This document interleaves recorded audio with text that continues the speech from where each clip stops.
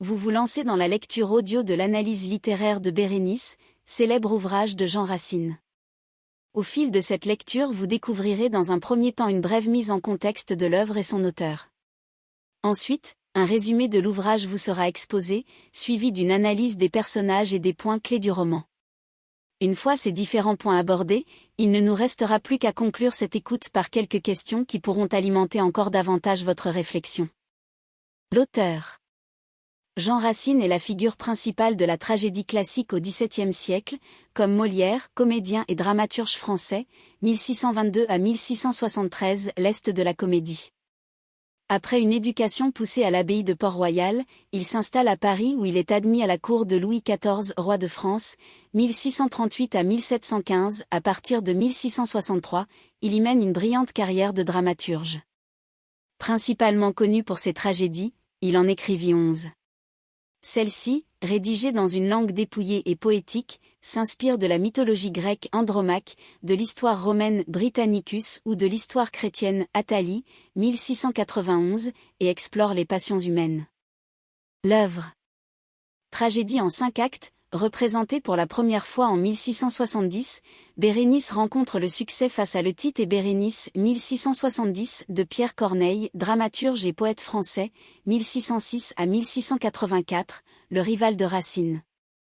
Elle raconte l'histoire de Titus qui, sur le point de devenir empereur de Rome, doit renoncer à la femme qu'il aime, Bérénice, car celle-ci est reine de Palestine, les Romains ne voyant pas la royauté d'un bon œil. Antiochus, roi de Commagène, aime également Bérénice, mais cet amour n'est pas réciproque. Dès lors est narrée l'impossible décision de Titus de quitter Bérénice. La pièce se situe tout entière dans cette suspension tragique, ce moment qui précède la séparation. Résumé.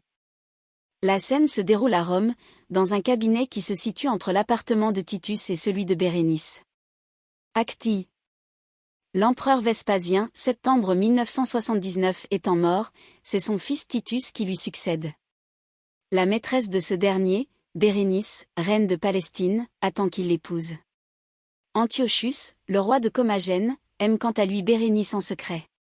Ce dernier veut s'entretenir avec Bérénice pour finalement décider de partir sans lui avouer son amour.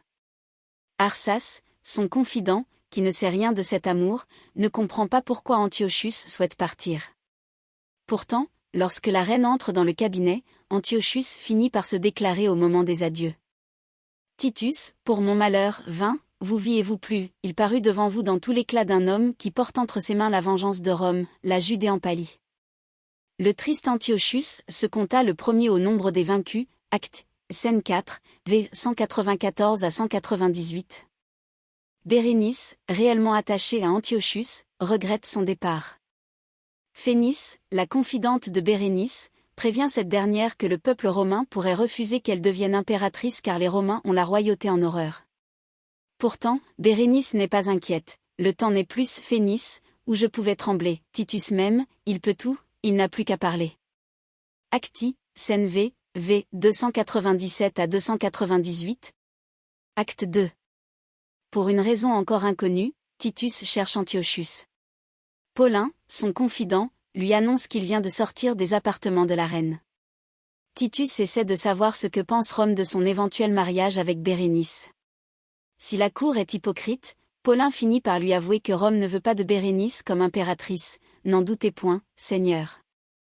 Soit raison, soit caprice, Rome ne l'attend point pour son impératrice. Acte 2, scène 2, v. 371 à 372. Titus, désespéré, explique à Paulin à quel point il aime Bérénice et que renoncer à elle n'est pas une décision facile.